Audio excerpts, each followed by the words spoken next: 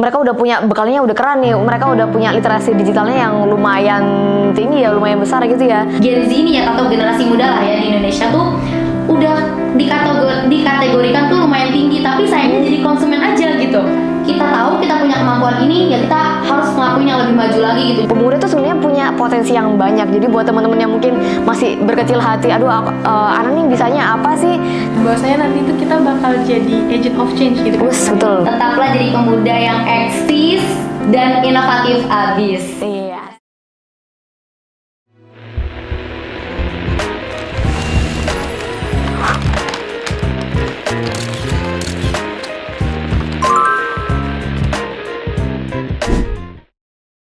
Bismillahirrahmanirrahim. Assalamualaikum warahmatullahi wabarakatuh.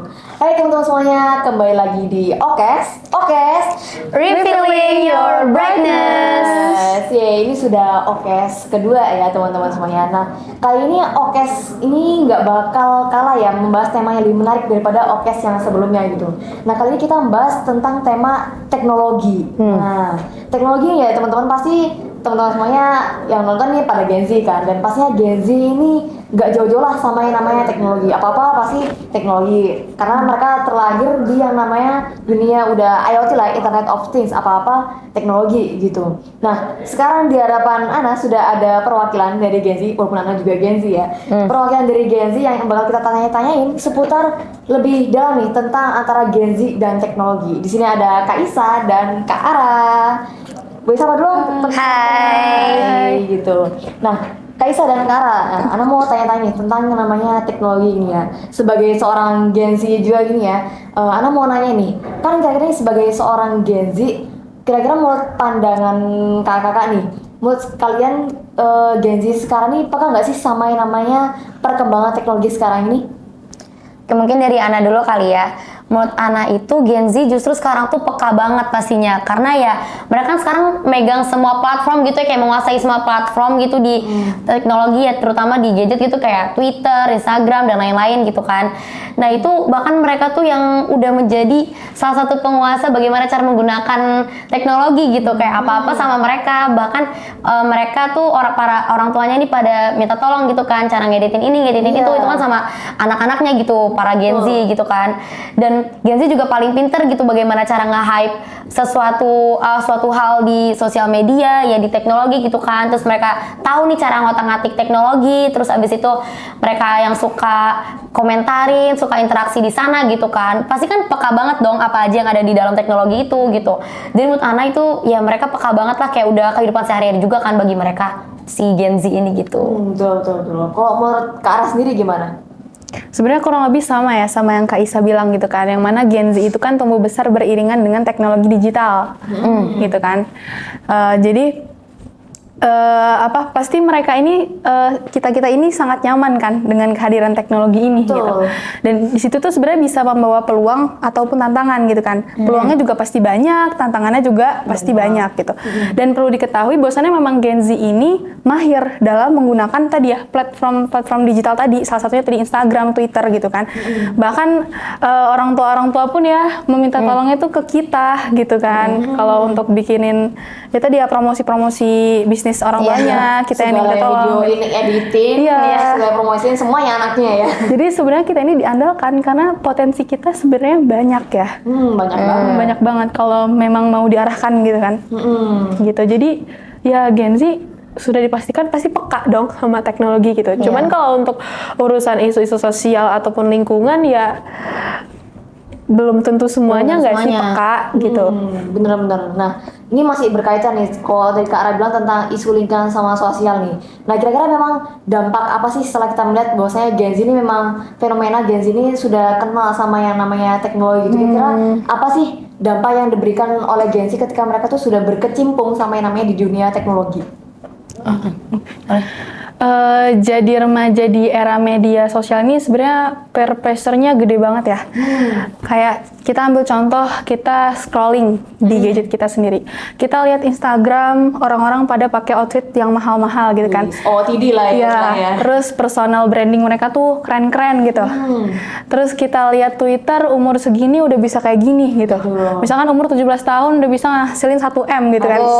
Siapa itu kan pasti kita kayak aku kapan ya bisa gitu. Jadi kita tuh kayak malah ngerendahin diri kita gitu. Jadi kayak insecure, istilahnya tuh kayak kehilangan jati diri gitu. Nah dari situ kita dampaknya jadi ngebandingin diri kita sama orang lain. Iya. Nah karena kita ngebandingin diri kita sama orang lain, kita jadi kena pressure kan pasti. Nah karena pressure itu kita jadi cemas. Nah untuk menutupi rasa cemas itu, kita jadinya mengikuti tren-tren yang lagi viral gitu kan. FOMO. Biar FOMO. Fear of missing out. Takut ketinggalan gitu, Iya, takut betul. dibilang nggak gaul gitu kan. Iya. Jadi anak Gen Z sekarang tuh banyak yang kayak gitu. Ya mungkin kita kayaknya juga pernah nggak sih kayak sih. pengen Masih ada masanya, apalagi pas pengen masa bikin corona. pengen bikin konten kayak gini ya biar kita dianggap loh, keberadaan kita nih dianggap gitu, karena tadi kita pasti kita masing-masing punya rasa cemas kan, gitu kan. Ya biar kita menutupi rasa cemas itu ya kita ngikutin perkembangan teknologi ini yang sangat pesat gitu kan. Gitu sih, jadi ya dampaknya kita jadi kayak gitu ikut-ikutan. Kalau misalkan nggak diarahkan ke arah yang baik ya kita jadinya cuman jadi pengguna aja nggak sih gitu, Iya, sebenarnya tanpa seorang konsumen doang. Iya, tanpa memikirkan nanti dampak lebih jauhnya itu gimana gitu. Betul. Nah, kalau menurut Kak Isa sendiri gimana nih? Kan mereka peka nih sama isi dari teknologi gitu kan, bagaimana teknologi berkembang, tapi mereka nggak peka sama lingkungan mereka saat mereka sudah menjadi pengaruh bagi lingkungannya gitu. Jadi ya untuk isu-isu lingkungan, sosial mereka belum bisa ngendaliin gitu kalau misalnya memang tidak diarahkan dalam hal yang baik gitu. Nah, terus Kak Isa sama Kak Ara nih, kan tadi kan kita sudah bahas tentang dari segi teknologinya. Nah, tapi kalau yang namanya teknologi ini pasti nggak jauh-jauh lah sama yang namanya industri. Oh iya betul. Jadi teknologi industri Pemegang besar sekarang ya dalam dunia itu industri. Nah, apalagi kan kemarin kan kita habis mention Oh, iya. nih Smart Iya.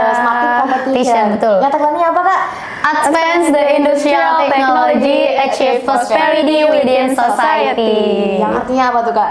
Memajukan teknologi industri, meraih kesejahteraan masyarakat. Iya. Terus keren banget tagline-nya. Ya asik, keren banget dah itu. Jadi emang kita nggak bisa menyangkal ya, apalagi sekarang industri ini di dunia ini udah masuk ke era 5.0. Iya. Apalagi kayak misalnya negara Jepang, Iya. Taiwan dan kawan-kawannya itu udah masuk industri 5.0. Tapi sayangnya Indonesia sekarang bahkan masih belum 4.0 aja. 4.0 gitu ya. Betul, Bahkan betul. masih ada roadmap making Indonesia 4.0 itu belum selesai gitu ya saudara-saudara sekalian gitu ya. Nah, jadi kalau misalnya nih kalau kita mau mengarahkan nih tadi Gen Z yang memang sudah punya bekal nih sama yang namanya mereka inovatifnya keren, mereka tuh emang orangnya kreatif gitu.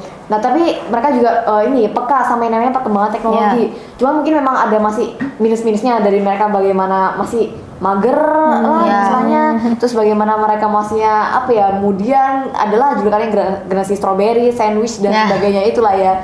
Nah tapi gimana sih caranya mereka supaya bisa ikut andil dalam supaya namanya mengembangkan teknologi industri di Indonesia itu bukan lagi menjadi 4.0 tapi bahkan bisa menjadi 5.0 atau melebihi itu. Gimana menurut kakak sekalian? Gen Z juga kan sadar akan lingkungan ya sebenarnya. Mereka itu kan sebenarnya mereka tuh peduli terhadap lingkungan mereka dengan isu sosial ya, contohnya kayak demo mahasiswa kemarin aja gitu kan. Untuk menuntut keadilan mereka gitu kan. Sebenarnya mereka tuh banyak potensinya gitu kan. Berarti kalau memang kita lihat secara umum ya, kalau kita mau yang namanya mengembangkan teknologi industri itu bukan hanya peran dari yang namanya stakeholder aja ya, kayak dari pihak pemerintah. Kita juga bisa kok gitu. Dari pihak bukan cuma dari pihak pemerintah aja atau para pemangku jabatan yang memang seperti mungkin Kemenperin dan kawan-kawannya itu, tapi kita juga bisa gitu ya. Nah kalau menurut Kak Isa sendiri gimana? Kalau menurut aku itu sih yang kayak mungkin mereka dari kemampuannya tuh udah oke gitu, udah lumayan gitu, bisa dikembangin. Cuman ya itu dari yang tadi udah kita bahas, lebih ke ya karakter mereka kali ya gitu kan.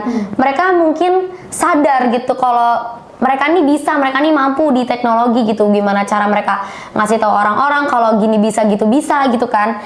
Tapi ya itu sayangnya gitu, mereka mungkin masih kurang percaya diri dan ya kurang dipercaya gitu juga untuk bagaimana caranya mereka terjun langsung di teknologi, bukan cuma jadi konsumen doang tapi jadi ya itu inovasinya juga gitu kan dari mereka gitu. Ana juga sempat baca kalau literasi digital Gen Z ini ya atau generasi muda lah ya di Indonesia tuh udah dikategorikan tuh lumayan tinggi, tapi sayangnya jadi konsumen aja gitu.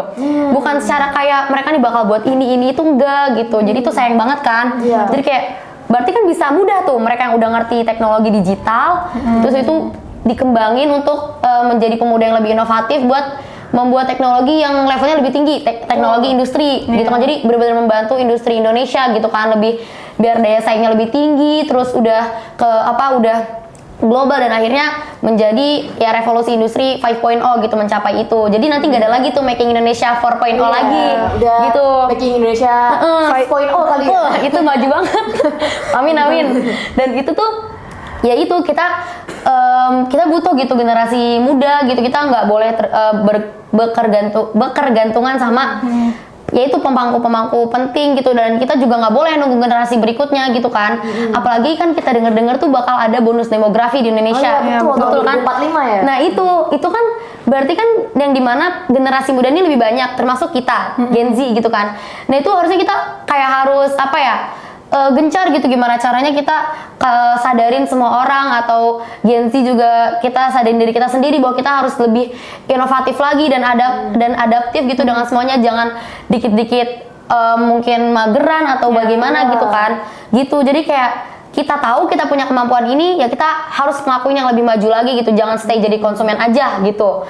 Betul. Jadi istilahnya memang yang perlu di garis bawahnya dari Gen Z ini emang harus ada kemauan dari diri sendiri gitu ya. Percaya diri. Gimana mereka maksudnya, mereka udah punya bekalnya, udah keren nih, mereka udah punya literasi digitalnya yang lumayan tinggi ya, lumayan besar gitu ya. Tapi sayangnya mereka masih punya sifat mageran, juga mungkin mereka kurang dari namanya istilahnya support ya, istilahnya betul. Iya, dari segi keluarganya atau segi dari pemerintahnya ya mungkin ya. Karena kan kita tahu ya, maksudnya kan banyak nih dari KIR ya, karya ilmiah remaja itu kan udah banyak. Udah banyak nih, maksudnya ajuan-ajuan dari ide-ide baru. Iya, dan keren-keren kan itu. Iya. Sampai ada yang sampai tingkat internasional kan bahkan ya. Tapi sayang aja sih sama pemerintah kurang dilihat. Iya. Gitu. Malah pada lari ke luar negeri nggak sih, ke negara lain, karena negara lain lebih menerima gitu. Jadi itulah ya, jadi kalau kita simpulkan ya dari pembicaraan kita hari ini itu, pemuda tuh sebenarnya punya potensi yang banyak. Jadi buat teman-teman yang mungkin masih berkecil hati, ini bisanya apa sih? Jadi jangan berkecil hati teman-teman. Teman tuh punya banyak sekali potensi, bakat ya, punya literasi digitalnya tinggi. Pasti maksudnya kalau pakai yang namanya Instagram, Twitter, TikTok dan sebagainya itu pasti udah nggak asing lagi gitu ya. Terus teman-teman pasti juga punya bakat-bakat yang sebenarnya tuh teman-teman punya tapi masih kurang pede aja gitu. Jadi misalnya dari mager jadi game changer gitu. Nah, sebelum kita tutup nih Kak Isa dan Kak Ara, boleh dong minta closing statementnya gitu dari Kak Isa dan Kak Ara. Ara dulu. Oke. Kalau dari Ana, singkat aja sih sebenarnya. Kita sebagai generasi muda gitu kan, tombak perubahan, ya kan? Perubahan berat banget. Iya. Jadi ya kita harus sadar gitu kan, bahwasanya nanti itu kita bakal jadi agent of change gitu kan istilahnya. Betul. Jadi kita harus memanfaatkan waktu kita sehari-hari itu dengan sesuatu yang bermanfaat gitu. Betul. Kalau misalkan sekarang nggak kita capek-capekin gitu istilahnya ya, ya nanti di saat umur kita misalkan 30 tahun gitu kan, 40 tahun ya, kita akan menuai hasilnya gitu loh kalau kita nggak capek-capek sekarang gitu kan. Manfaatkan potensi yang kita punya, karena pasti setiap orang tuh punya kelebihan dan kekurangannya masing-masing gitu. Betul. Fokus sama diri sendiri, jangan istilahnya tuh jangan down, jangan insecure. Tunjukin kalau misalkan kita tuh bisa dengan karya yang kita buat gitu. Tunjukin ke mereka gitu. Ana bisa nih gitu. Jadi jangan minder duluan gitu. Itu sih kalau dari Ana. Oke. Jadi banyakin percaya diri aja, terus tunjukin aja kita bisa loh gitu. Betul. Jadi kita pede aja ya sama apa yang kita punya gitu. Nah, kalau dari Kak Isa gimana? Tadi kan dari Kara udah lumayan banget tuh ya. Kalau dari Ana paling di era perkembangan teknologi sekarang gitu ya, tetaplah jadi pemuda yang eksis dan inovatif abis. Iya, gitu aja sih. Mantap. Dan dia sesuai dengan syariat. Iya, betul. Karena Biar berkah. punya bakat apa tapi nggak misalnya Iya. melalui jalan yang diridhoi Allah kan sia-sia, nggak berhasil pahala tuh. Sia-sia ilmu dunianya udah keren banget gitu setinggi langit, tapi Iya. ilmu agamanya nggak dipakai gitu Biar kan. berkah juga nanti. Sia-sia aja nggak sih gitu kan. Soalnya kita kan juga bakal balik lagi ke Allah kan. Jadi sebenarnya kita harus tahu tujuan hidup kita yang sebenarnya itu kan apa gitu, biar kita nggak kehilangan jati diri kita gitu. Betul tuh, tadi ya pembahasan kita mengenai teknologi Gen Z sampai ke teknologi industri gitu ya. Jadi semoga dengan adanya podcast singkat ini ya teman-teman bisa mengambil hikmah lah dari apa yang kita bincangkan hari ini. Jadi semoga teman-teman semuanya bisa mengambil hikmah. Sekian dari kita bertiga. See you on the next podcast. Wassalamualaikum Warahmatullahi wabarakatuh.